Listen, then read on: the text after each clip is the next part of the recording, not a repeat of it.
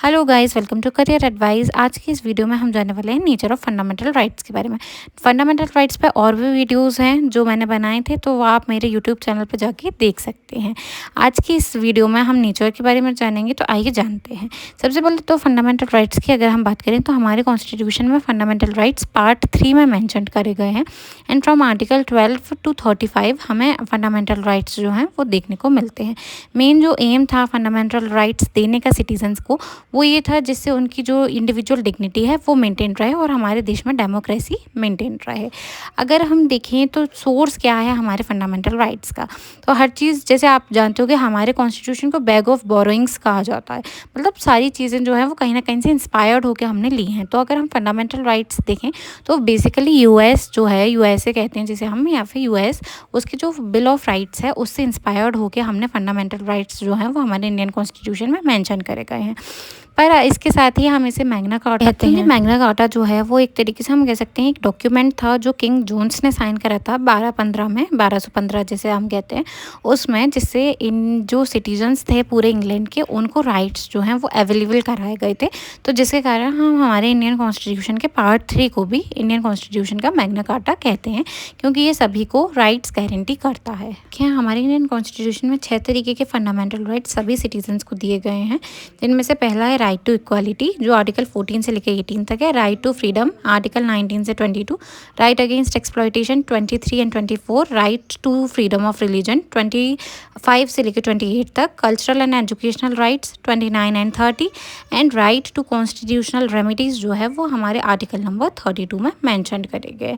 तो ये 6 प्रकार की जो फंडामेंटल राइट्स हैं वो हमारे इंडियन कॉन्स्टिट्यूशन अपने सिटीजन्स को, और कुछ कुछ इनमें से फंडामेंटल राइट्स जो हैं वो एलियंस को भी अवेलेबल कराता है। अब हम देखते हैं कि फंडामेंटल राइट्स के नेचर के बारे में या फिर उसके चीफ कैरेक्टरिस्टिक्स क्या हैं।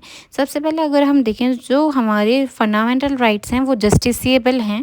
मतलब अगर आपके फंडामेंटल राइट्स को कोई इन्फ्रिंज करता है, उनका कोई वायोलेशन करता है, तो आप कोर्ट्स से उन्हें एनफोर्स करा सकते हैं। आप डायरेक्टली कोर्ट में चैलेंज कर सकते हैं उस व्यक्ति को जिसने आपका फंडामेंटल राइट्स को इन्फ्रिंज करा है। दूसरा ये कि ये एब्सोल्यूट नहीं रहते, मतलब आपको फंडामेंटल राइट्स दिए गए हैं पर ये एब्सोल्यूटली नहीं दिए गए, ये क्वालिफाइड है। ये जो है वो नेक्स्ट स्लाइड में मैं कवर करूंगी। मेन जो इसका नेचर है या फिर पॉइंट है वो ये है कि ये जो फंडामेंटल राइट्स होते हैं वो सिटीजन्स को राइट देते हैं अगेंस्ट स्टेट। अगर स्टेट ने कुछ भी ऐसा मतलब लॉ बना दिया है जो आपके फंडामेंटल राइट्स को इन्फ्रिंज कर रहा है, तो आप उसके खिलाफ भी जा सकते हो और अपने जो राइट्स हैं उन्हें प्रोटेक्ट कर सकते हैं। एंड बेसिकली ये जो फंडामेंटल राइट्स हैं वो उन्हें दिए जाने का जो उद्देश्य है, एम है या फिर उनका नेचर है, वो यही है कि डेमोक्रेसी का प्रोटेक्शन करना। क्योंकि डेमोक्रेसी मतलब लोकतंत्र। अगर लोग ही स्वतंत्र नहीं है अपना डिसीजन लेने के लिए, या फिर लोगों के पास बेसिक राइट्स ही नहीं है जो कि उनके ओवरऑल डेवलपमेंट के लिए ज़रूरी है, तो डेमोक्रेसी जो है वो सर्वाइव नहीं कर सकती। अब अगर हम देखें तो जैसे मैंने पहले कहा था कि जो फंडामेंटल राइट्स हैं वो एब्सोल्यूट नहीं हैं, क्वालिफाइड हैं।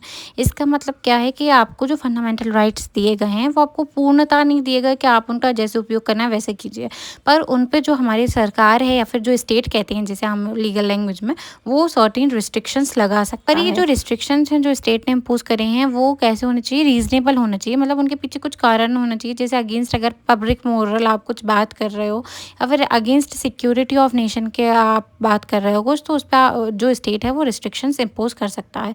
पर अनरीजनेबल रिस्ट्रिक्शन जो है वो स्टेट नहीं लगा सकता। अब अगर हम देखें तो जो जुडिशरी होती है हमारे देश की, वो चीफ गार्जियन होती है फंडामेंटल राइट्स की।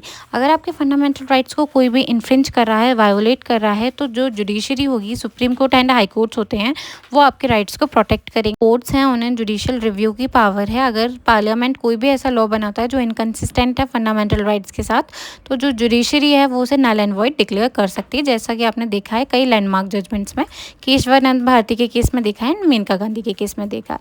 अगर आपको केसेस के बारे में और जानना है तो आप कमेंट्स में कीजिएगा, तो मैं आपको बताऊंगी पूरे केसेस के बारे में। अब अगर हम देखें तो जो भी फंडामेंटल राइट्स हमें दिए गए हैं, अगर उन्हें एनफोर्स कराने के लिए हमारे पास कुछ पावर ही नहीं है तो उन्हें देना वर्थलेस होगा, उनका देने का कोई फ़ायदा नहीं होगा, राइट। तो उन्हें एनफोर्स कराने के लिए अगर उनका कोई इन्फ्रिंजमेंट करता है, उसको एनफोर्समेंट के लिए हमें दिया गया है राइट टू कॉन्स्टिट्यूशनल रेमेडी, जो कि आर्टिकल नंबर 32 है। तो इसे जो हमारे बी आर अम्बेडकर थे, उन्होंने इसे heart and soul of Indian constitution कहा है। क्योंकि अगर कोई भी आपके राइट को इन्फ्रिंज करता है तो आर्टिकल 32 के अंतर्गत सुप्रीम कोर्ट को एंड आर्टिकल 226 के अंतर्गत हाई कोर्ट्स को ये पावर है कि वो रिट पिटीशन को एंटरटेन करेगी जो आपके द्वारा लगाई जाएगी। पर जो आर्टिकल 32 है, जिसे हम कॉन्स्टिट्यूशनल रेमेडीज़ की राइट कहते हैं, वो हमारा फंडामेंटल राइट होता है। वेयर एज 226 जो है हाई कोर्ट में जिसमें पिटीशन लगती है, वो हमारा फंडामेंटल राइट नहीं होता।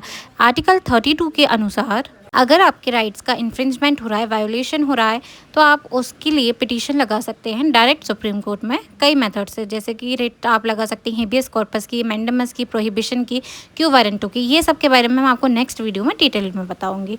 तो अगर हम कंक्लूजन देखें तो जो फंडामेंटल राइट्स हैं वो डेमोक्रेसी के लिए बहुत इंपॉर्टेंट है, जैसा कि मैं हमेशा से कह रही हूँ, क्योंकि डेमोक्रेसी क्या होती है कि लोकतंत्र होता है। लोकतंत्र में अगर लोग ही कमज़ोर हैं तो लोकतंत्र जो है वो सर्वाइव ही नहीं कर पाएगा। तो फंडामेंटल राइट्स इसके लिए ज़रूरी हैं। साथ ही साथ इसमें एक बैलेंस देखने को मिलता है कि अगर आपको जो एक तरीके से फ्रीडम दी गई है कुछ, या फिर आपके जो राइट्स दिए हैं, उसके साथ साथ एक उस पर रिस्ट्रिक्शन भी है जो रीज़नेबल होगा, जिससे कोई भी इंसान अपने जो राइट्स हैं उनका यूज़ इस तरीके से नहीं कर सकता कि वो दूसरे पर्सन की पर्सनल लिबर्टी में इन्फ्रिंजमेंट करे। और साथ ही साथ जुडिशरी के पास पावर है कि अगर आपके राइट्स का कोई वायोलेशन कर रहा है तो वो आपको आपके राइट्स वापस देगा। साथ ही साथ अगर पार्लियामेंट में कोई ऐसा लॉ बना रहा है जिसमें राइट्स का इन्फ्रिंजमेंट हो रहा है, तो वो उस जो एक्ट रहेगा उसे ही नल एंड वॉइड डिक्लेयर कर देगा।